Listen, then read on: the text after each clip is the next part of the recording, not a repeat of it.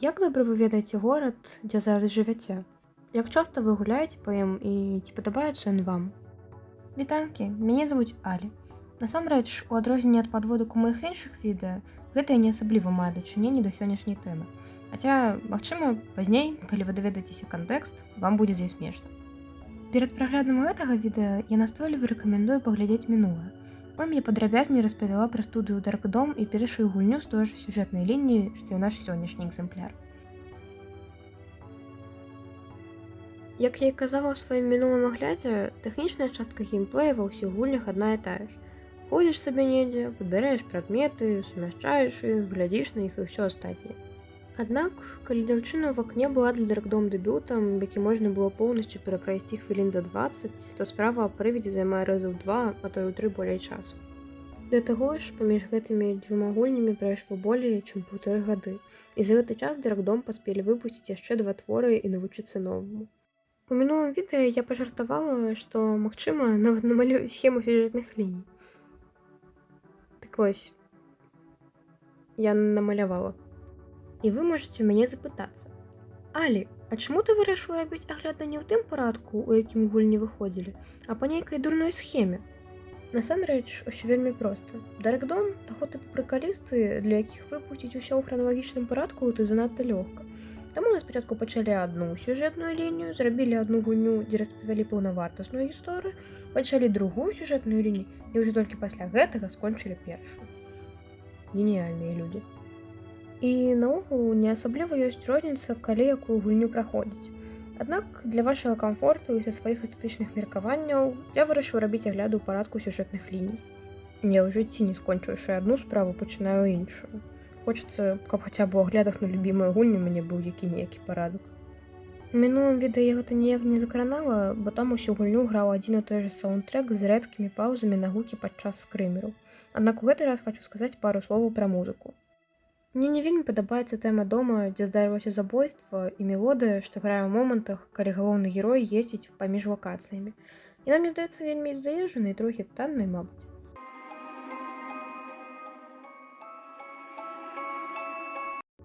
Але ўсё ж, думаю, музыка бліжэй да добрай, чым да дрэннай. Бо, божа, вы сабе не ўяўляеце, наколькі моцна я люблю тэму маўзалея. Пазней, падчас аповеду пра сюжэт, я падстаўлю гэты саундтрэк.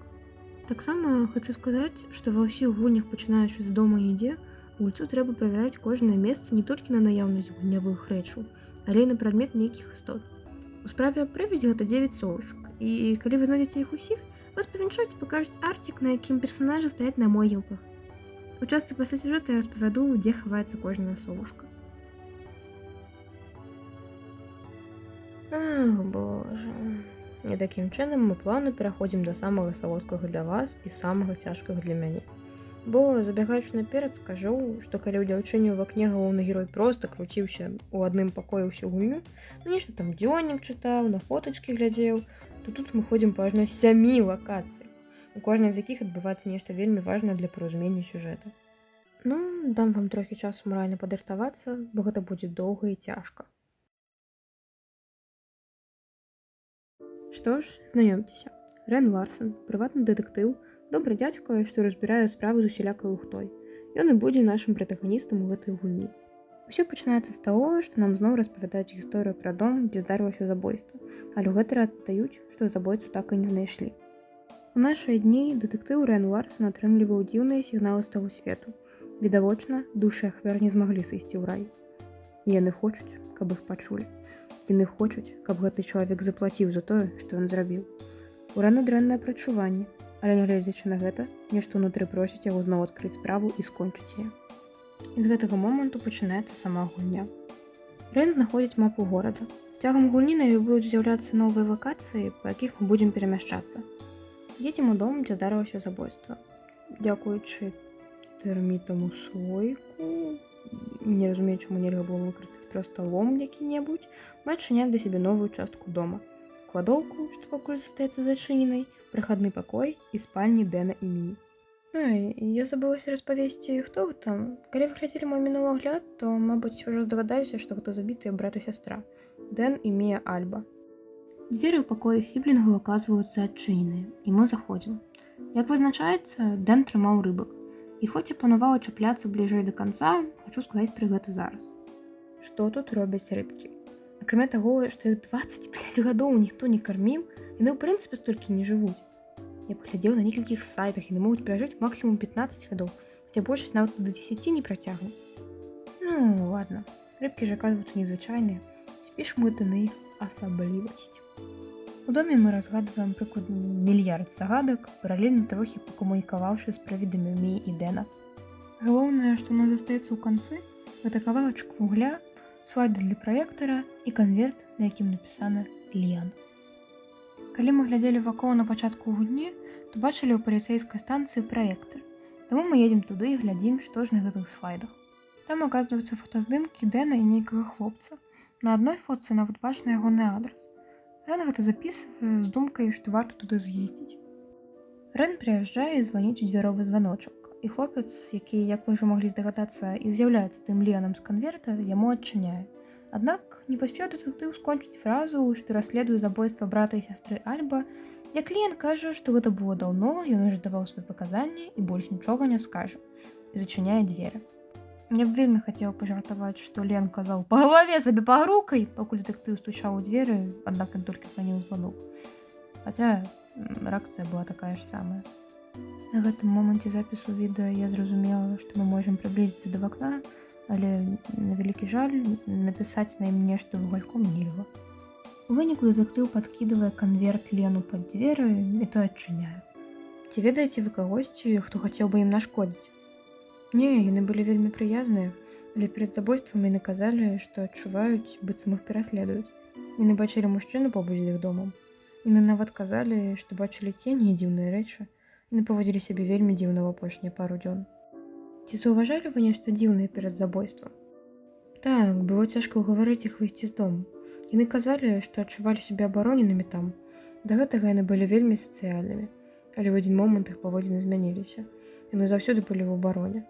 Усё гэта было вельмі змрочна. Што напісана ў лісце? Гэта не была твая віна. Што гэта значыць? Пайсці на могілкі было маёй ідэяй. На некалькі тыдняў да забойства мы прабраліся на могілкі, каб патусіць. І пасля гэтага яны сталі іншымі, такімі аддаленымі і нервовымі, вельмі дзіўнымі. Калі быў апошні раз, калі вы бачылі іх? У дзень перад забойствам. Яны прыйшлі да мяне дадому, каб аддаць кнігу, якую пазычалі, а ўнутры яе было гэта. Я ніколі не ведаў, што гэта, але захоўваў увесь час. Магчыма, вы зразумееце, для чаго яно. Пасля таго, як мы задалі ўсе пытанні, мы зноў едзем у дом, дзе здарылася забойства. Паперка, якую нам даў Лен, дапамагае адчыніць кладоўку. Там мы вырашаем яшчэ кучу загадак і ў выніку атрымоўваем кавалак парнага медальёну і дыскету. Зноў вяртаемся ў паліцэйскую станцыю і ўстаўляем дыскету ў кампутер. На ёй аказваюцца 4 файлы, 2 фоткі і 2 тэксты. Адзін з іх гэта планы Міі. На аўторку я запісана справа дапамагчы Анне з пераездам і новы адрас сяброўкі. На чацвер фінальны экзамен, а на вечар пятніцы той самы паход на могілкі. Другі ж тэкставы файл быў напісаны ўжо пасля гэтай прагулачкі. Тое, што адбылося на могілках, было вельмі дзіўна. Я больш нідзе не адчуваю сябе ў бяспецы. Я адчуваю сябе так, быццам назіраюць за мной увесь час. Мы не мусілі ісці. Мы абудзілі нешта невядомае. Хацеў бы павярнуць час назад. Я адчуваю, што нешта вельмі дрэннае можа здарыцца з намі. Ну і напрыканцы, як гаворыцца, фатаграфія, за якой хаваецца страшная гісторыя. Ну і паглядзіце на першую мілую фотачку. І раю вам на будучыню запомніць гэты домик. Пасля гэтага ўсяго Рэн Ларсон едзе дадому да Анны. Гісторыя паўтараецца амаль адзін у адзін, як і з Ленам, за выключэннем аднаго моманту. Калі Лен проста зачыніў перад намі дзверы і не жадаў нас бачыць, то Анна адчыніла вакно і стала побач з ім. Аднак гэты момант патрэбен для таго, каб Рэн мог даць ёй другую палову медальёну, пакуль першую яна дагэтуль носіць у сябе на шыі. Анна складае іх і пагаджаецца адказаць на пытанні дэтэктыва. Што гэта за медальён? Мы з Міяй былі блізкімі сяброўкамі з самага дзяцінства. Гэты медальён быў як знак нашага сяброўства. Калі вы апошні раз бачылі іх? Я бачыла іх зранку ў дзень забойства. Складала кампанію Міі, пакуль Дэн не вярнуўся дадому. Яны выглядалі іншымі, быццам яны жылі ў страху. Яны былі самі не свае з таго дня на могілках. Што адбылося на могілках? Мы прыйшлі патасавацца, але ўсё скончылася тым, што мы адчынілі магілу, якую не варта было.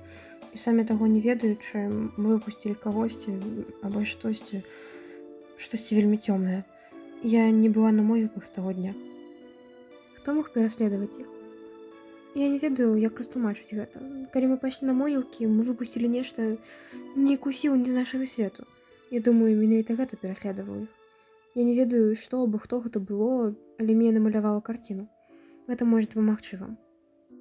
Карцінка падобная на маўзалей на могілках, у якога ёсць дзіўныя статуі. У нас з'яўляецца новая лакацыя, куды мы і едзем. Знаходзім маўзалей менавіта як на малюнку. На ім напісанае імя Фрэдэрык Нольсон. Унутры бачым пустую магілу.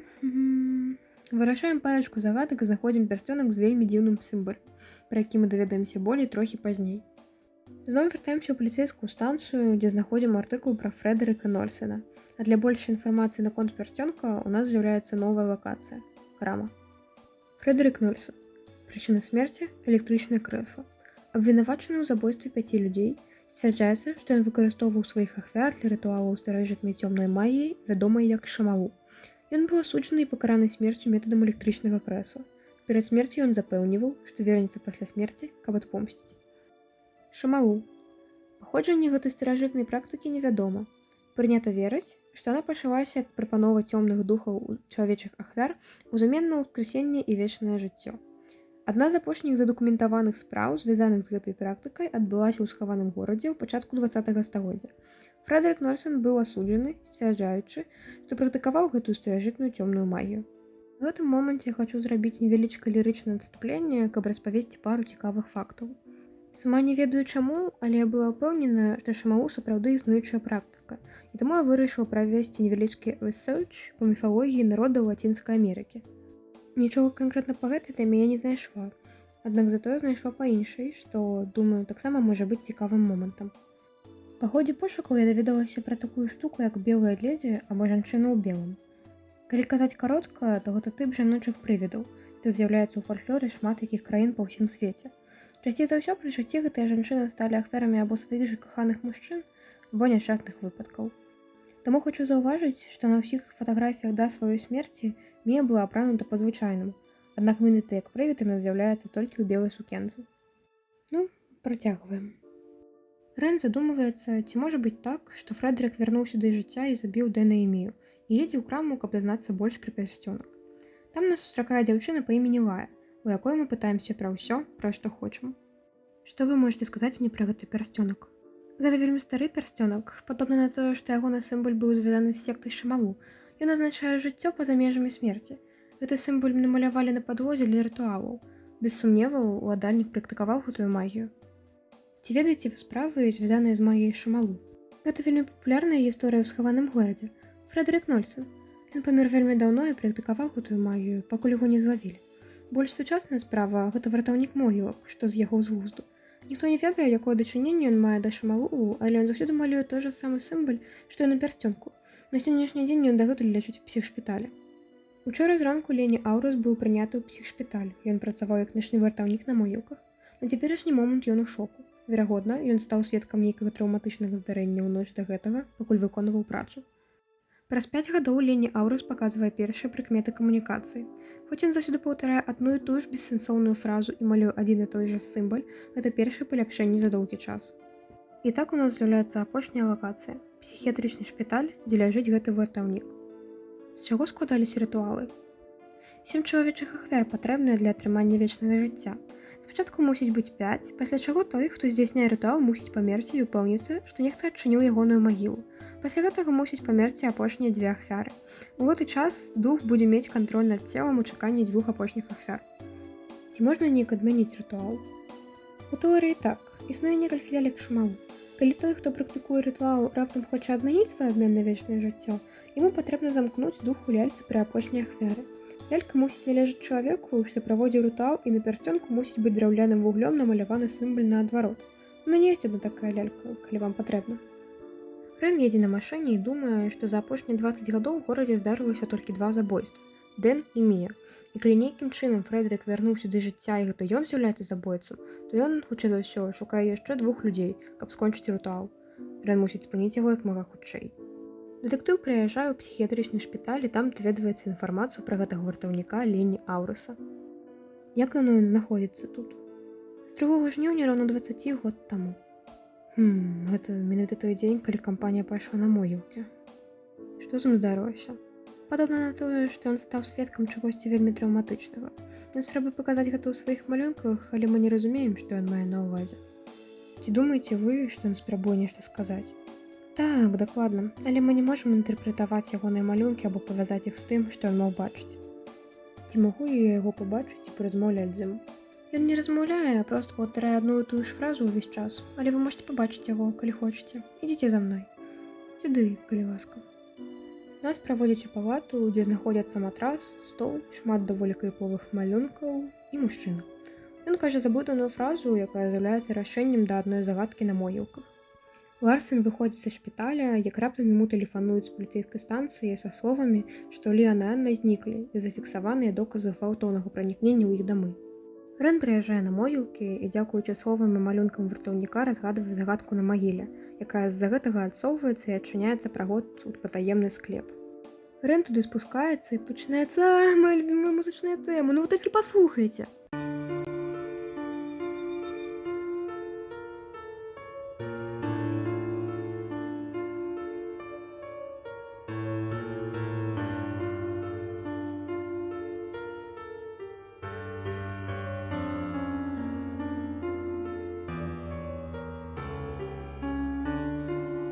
І дэтэктыў спакойна сабе гуляе, нешта робіць, як тут заходзіць у адзін праход, у якім адбываюцца, трохі дзіўныя рэчы.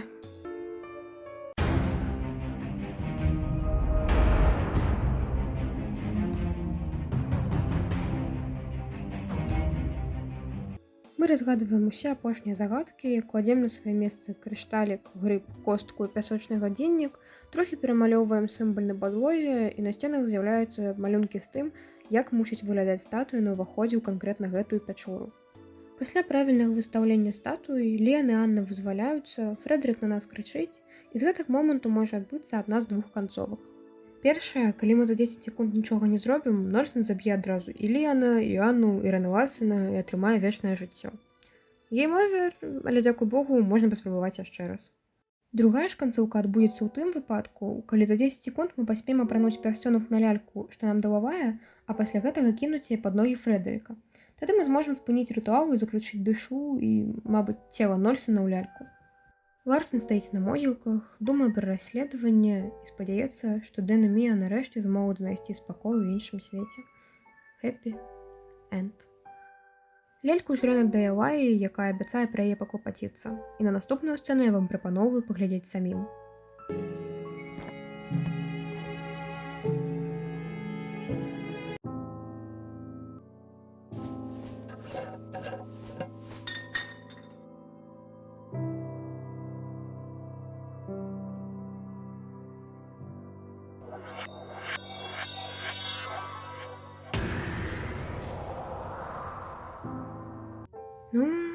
А вось што тут толькі што было, мы з вамі даведаемся ўжо ў іншых гульнях.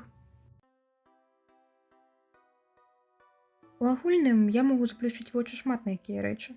Па тыпу тых жа рыбак, або чаму серыйнаму забойцу прысвяцілі асобны маўзалей, або чаму Анна вырашыла праветрыць пакой, ведаючы, што на парозе яе дома стаіць дэтэктыў, з якім яна, з яе ж словаў, не хоча размаўляць. І яшчэ шмат такіх дробязяў, аднак больш за ўсё мяне цікавіць два моманты. Першы, гэта навошта Фрэдэрыку былі патрэбныя Анна і Ліан. Нам чорным па беламу сказалі. Для рытуала трэба 5 чалавек спачатку, пасля смерць і пасля яшчэ 2 ахвяры. Фрэдэрык зрабіў усё як і трэба. 5 чалавек перад смерцю, плюс Дэн і Мія пасля. Ён мусіў ужо атрымаць бясконцае жыццё. А другі момант – гэта першапачатковае расследаванне. Хаця як мінімум Ліан і казаў, што ўжо даваў свае паказанні, па адчуваннях нічога такога не было. З моманту забойства прайшло 25 гадоў, а ўсе доказы як новыя. Я з іншых гульняў, канешне, ведаю, што ў схаваным горадзе можа не такая лухта адбывацца. Але няўжо ўсім было настолькі пух на двайное забойства? Рэн Ларсэн раскрыў справу дні за 3, калі не меней. Няўжо паліцыя не змагла зрабіць гэта за 20 гадоў? Але, шчыра кажучы, як бы мяне не абуралі гэтыя несутыкоўкі, асабіста я гатовая заплюшчыць на іх вочы, бо занадта люблю Даркдом. А вось рабіць тое ж самае вам, гэта ўжо вашае рашэнне. Як я і абяцала на пачатку, хуценька распавяду, дзе хаваюцца ўсе совачкі. Калі ж вы хочаце самі прайсці гульню і праверыць сябе на здагадлівасць, каб без падказак спрабаваць знайсці іх усіх, то можаце прыпусціць усё да гэтага тайм-коду. У адным з пакояў, дзе здарылася забойства, адчыняем вакно, глядзім на вуліцу, націскаем на дрэва. У старым пакоі хутчэй за ўсё меней выстаўляем правільныя стрэлкі на гадзінніку і пасля атрымання ключа адчыняем другія дверцы і зазіраем унутр. Гэты момант падглядзела з праходжання, колькі сама яго не праверыла, але паверце на слова. Калі ў паліцэйскім участку гартаем слайды, дагортваем да самага-самага канца, дзе і будзе сава. Падчас размовы з Ленам націскаем на ягоны кубак. У паліцэйскім участку, пасля таго, як паглядзець усе файлы, націскаем крыжык і бачым саву. Падчас размовы з Аннай націскаем на бутэльку віна. Падчас размовы з Лай націскаем на, мабыць, драўляную фігурку савы, што стаіць на паліцы за дзяўчынай. Падчас размовы з дзяўчынай у псіхшпіталі націскаем на ейную кніжку. Усё ў тым жа псіхшпіталі націскаем на невялічкі кавалак паперы побач з матрацам у пакоі мужчыны. Наколькі я зразумела, калі зрабіць усё правільна і знайсці ўсіх 9 совушак, то ў фінальнай сцэне побач з каробкай з'явіцца статуэтка савы, націснуўшы на якую вы пабачыце малюнак з амаль усімі персанажамі і віншаваннем. Справа аб прывідзе гэта даволі добрая гульня са сваёй атмасферай. Сюжэт не ідэальны з некаторых момантаў, дзе адсутнічае логіка, аднак усё ж ён вельмі цікавы. Загадкі і галаваломкі часам бываюць вельмі лёгкія, а часам над імі трэба добра так падумаць. Са сваёй задачай гульні ў жанры прыгоды галаваломкі яна, на мою думку, болей чым спраўляецца. Але калі так падумаць, то Анну і Лена таксама жудасна шкада. Балюча уявіць, як яны адчувалі сябе, разумеючы, што, магчыма, іх сяброў не стала менавіта за той дурной тусоўкі. Але галоўная выснова, якую мы робім, не хадзіце з сябрамі па начох на могілкі. А калі ўжо пайшлі, не заходзьце там у рандомныя маўзалеі. Тым больш, калі не ведаеце, хто ўвогуле ў гэтым маўзалеі пахаваны. Ну, а на сёння ў мяне ўсё. Будзе цікава пачытаць вашыя думкі наконт усёй гульні і майго агляду ў каментарах. Таксама вы можете прапаноўваць свае ідэі, пра што яшчэ мне можна распавесці. Да таго ж, у мяне ёсць тэлеграм-канал. Нічога асабліва цікавага наконт майго ютуба вы там не знойдзеце, хіба толькі спасылкі на новыя відэа ў той жа момант, як я іх выкладаю. Аднак там я часам перакладаю міленькія коміксы і раблю мемы з няшкамі. А калі вы не ведаеце, што гэта такое, прапаноўваю вам паглядзець адно маё мінулае відэа. Дзякую за прагляд. З вами была Аля, Лайкуй Трэмор, і да сустрэчы!